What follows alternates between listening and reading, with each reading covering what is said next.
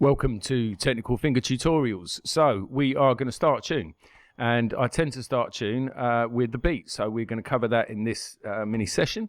So the first thing we're going to do is create a new project. And one thing to be careful of is when you create a project, you create a project folder, which is going to store all the resources for that particular project that you're working on. If you're set to use default location, all of those resources are going to go into the same folder. So I would suggest that you have prompt for project location. And then when you create an empty project, it's going to ask you, where do you want to put that folder? So I have a Cubase projects folder, and within that I have lots of individual project folders. So we're going to do a song demo folder, and now that's created. That is now going to be our project folder for this particular project. So to start with, we've got nothing. If we activate the metronome, that's going to give us a sense of timing. The tempo can be set down here. We can type in a tempo if we want, or we can use the arrows to increase or decrease the tempo. By default, it will be set to 120. And then what we want to do is create a new instrument track. So we're right-clicking over in the inspector. And Groove Agent 1 is as good a start as any. Groove Agent 1 is a drum machine built into Cubase, and if we go to the top and click on the browser, then you can see that there are a whole load of kits which are available to us. So if we just load one of these kits, that is then going to load single shot samples onto each of these pads. And you can see that on the pads there is also it tells you what key. So it tends to start on C1. So if you're using a MIDI controller keyboard, then you can actually play stuff in. It tells you which key it's going to be on. So I'm going to draw in a pattern. So if I right click to bring up my toolbar, select the draw function, and I'm going to create a 4-bar part. You can see the bar count along the top here.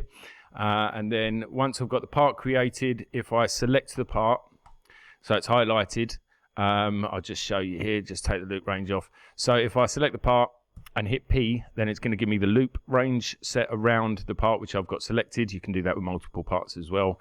And then the loop function is down at the bottom here and can also be toggled on and off using the backslash. So now we've got a 4-bar loop. And we've got a part which is 4 bars long. We go into that part and we'll find our kick drum on C1. Again, we're going to select the draw function and we're going to draw in a pattern.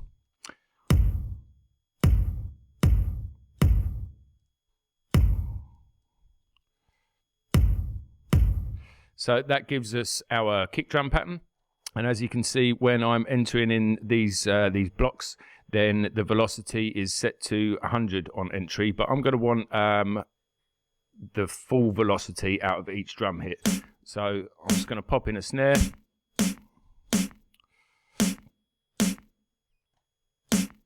And we're going to add a couple of hi-hats.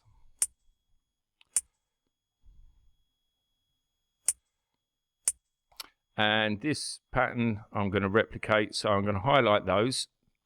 I'm going to hold the Alt key and click and drag, and then it's going to give me all of those again. Same process, select the bits that I want. So now we've got kick, snare, and hi-hat.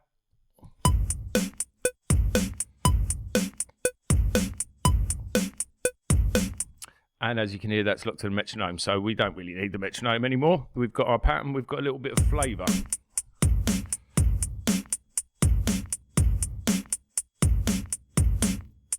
Oh, we've missed one there, look. So we can move these dots around, no problem at all. As I said, I'm going to want them all at full velocity, so I'm going to highlight them all, and then down the bottom here, if I grab that in the middle, it tells you it's going to scale vertically. So we're just going to increase that to the maximum. And now we have all of our blocks at 127 velocity.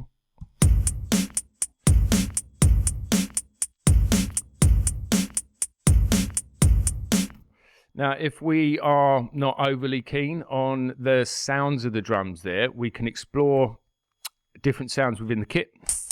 So if we preferred that hi-hat type sound to this one, then we can just select those blocks and then use the arrow keys on your QWERTY keyboard, and we can just move to the relevant key on the piano roll, which is relative to our pad on Groove Agent 1.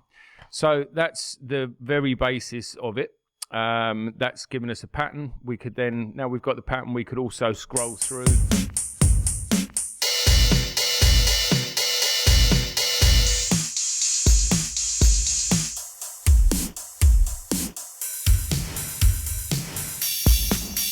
So as you can see, you can start auditioning different kits using the same pattern because it's all in MIDI.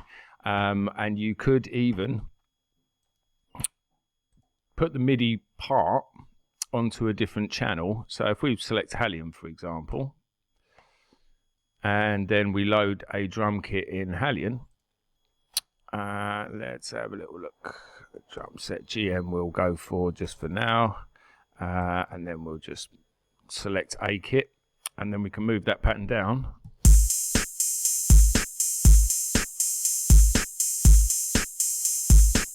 And start exploring presets from a different synth using the same pattern.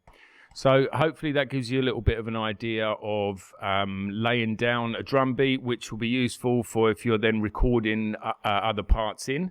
So we can follow the same process, building stuff in with VST instruments. We could hook up a guitar or a keyboard and record as audio, and we would be recording along to a little bit of a drum beat, which gives us a little bit of flavour, a little bit of groove, and is probably more exciting than to just work with the metronome. So hopefully you found that useful. In the next instalment, we will start looking at VST instruments to build more of the track around the beat, start formulating a proper piece. If there's anything else you'd like to be shown how to do and that you've got an idea for a video, then please let us know in the comments and we'll get to it.